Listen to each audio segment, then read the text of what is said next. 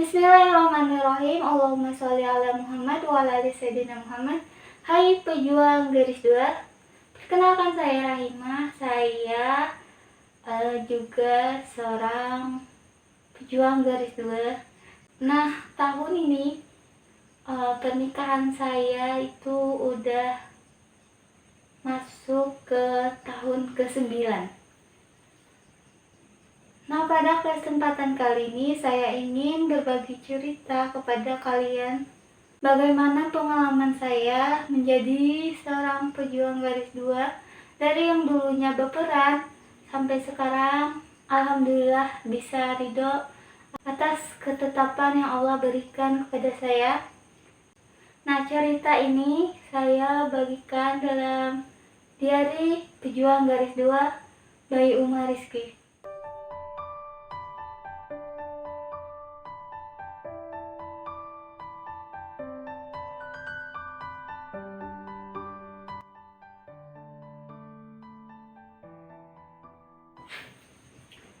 Nah, jadi saya menikah itu tanggal 7 Desember.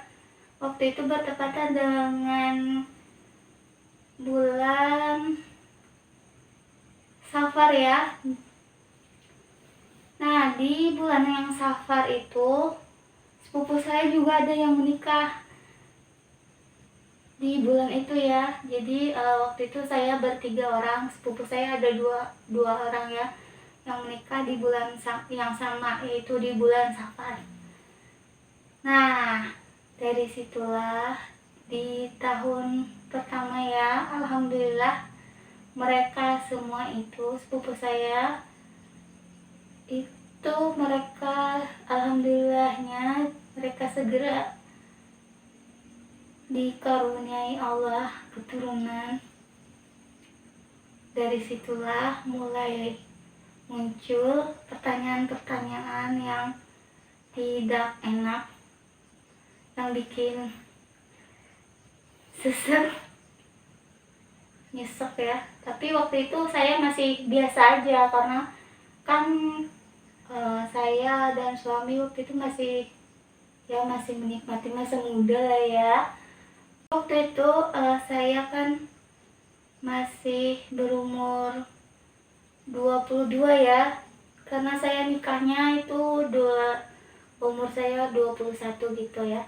Jadi saya dan suami itu masih ya biasa aja lah kalau masih mendapatkan pertanyaan-pertanyaan itu, kapan hamil, kok kamu belum hamil gitu ya. Nah, di tahun kedua barulah saya itu mulai stres, sedih jika mendapatkan pertanyaan-pertanyaan seperti itu ya. Apalagi ketika ada acara seperti acara nikahan, itu kan kita pasti ketemu dengan orang-orang ya. Nah, jika bertemu dengan orang-orang itu pasti ya mereka akan tanya, kok kamu belum? Kapan? Punya anaknya kok belum? Kapan? Ya seperti itulah ya. Bahkan sampai ada yang membanding-bandingkan saya dengan orang tua saya ya. Karena saya kan 9 bersaudara. Dan suami juga itu 5 bersaudara. Terus mereka membanding-bandingkan saya dengan orang tua saya dan mertua saya. Orang tua kamu anaknya banyak gitu, kok kamu nggak bisa hamil gitu ya. Semua itu bener-bener bikin saya stres waktu itu di tahun kedua pernikahan saya ya. Sedih kalau dengar mereka bertanya seperti itu. Nah, jadi di tahun kedua pernikahan saya itu, saya karena memang benar-benar udah stres ya dengan omongan orang, pertanyaan orang-orang.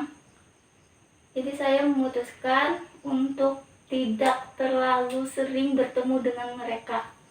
Nah, saya memutuskan untuk bekerja. Dan alhamdulillahnya waktu itu saya dikasih Allah pekerjaan jadi seorang baby sister. Jadi saya mengurus bayi. Itu bayinya masih berumur 2 bulan. Dan juga kakaknya itu waktu itu berumur 3 tahun. Sampai sekarang alhamdulillah saya masih mengurus mereka.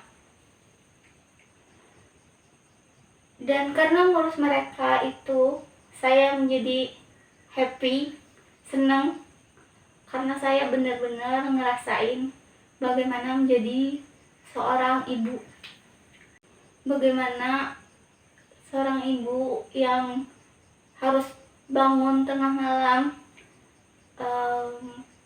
ketika bayinya nangis minta susu. Itu saya ngerasain ya. Alhamdulillah. Meskipun saya belum pernah hamil ataupun melahirkan, alhamdulillah saya udah ngerasain bagaimana jadi seorang ibu.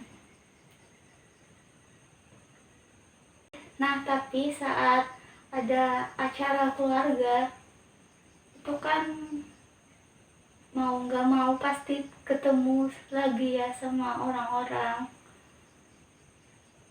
Dan balik lagi, pertanyaan-pertanyaan yang sama itu bikin saya sedih. Alhamdulillah Allah tolong saya. Waktu itu saya dikenalkan oleh adik saya sebuah training, dimana di sana saat mengenal training itu saya benar-benar udah ngerasa damai ya. Artinya maksudnya tidak ada sedih-sedih lagi gitu. Kalau orang-orang bertanya kenapa belum hamil dan lain-lain, waktu itu masih via WhatsApp ya. Nah, di tahun 2019 itu saya mengikuti trainingnya itu tidak online lagi ya, secara langsung gitu ya. Dan alhamdulillah setelah mengikuti trainingnya itu saya benar-benar bahagia dan tidak sedih-sedih lagi ya. Dan ada lagi beberapa training yang lainnya yang saya ikutin, yang semakin bikin saya lebih bisa bersyukur atas apa yang telah Allah berikan, atas apa yang telah Allah tetapkan. Tetapi tak lupa juga saya tetap ikhtiar ya pastinya. Oke deh teman-teman, mungkin itu aja yang saya sampaikan, yang saya ceritakan. Saya berharap teman-teman bisa berbagi pengalaman di kolom komentar. Dan buat teman-teman pejuang garis 2 yang mungkin sudah berhasil, saya berharap teman-teman juga bisa berbagi rasa bagaimana caranya kalian bisa berhasil.